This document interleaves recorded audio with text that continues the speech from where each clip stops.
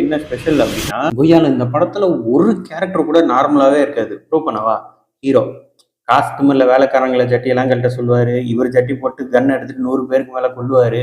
அப்புறம் அப்பாவுக்காக second wife வச்சுக்குவாரு. Wife கூட இல்ல. கன் எடுத்துட்டு ஸ்கூலுக்குலாம் போவாரு. ஹீரோவை பத்தி எல்லாருக்கும் தெரியும். சுத்தி இருக்க கேரக்டர் பத்தி பேசுவோமா?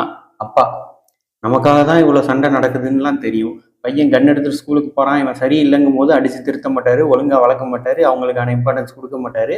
கடைசியில இவ்வளவு பிரச்சனைக்கும் நம்மளாலதான் நடக்குது.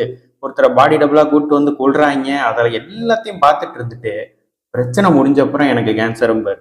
முன்னாடியே சொல்லியிருக்கலாமே. சரி, அவங்கள விடு. ஹீரோயின் என்கேஜ்மெண்ட் அன்னைக்கு ஒருத்தர் வந்துட்டு உனக்கு பெரிய பெல்விஸ் இருக்கு, ஐ எம் ஆல்ஃபா மேல்னா அந்த கல்யாணத்தை நிறுத்திட்டு வந்துருவாங்க. அதுக்கும் இல்லாம அவங்களுக்கு ஃபிளைட்ல சரி அந்த மேட்ரு பத்தி பேச வேணாம். ஓகே.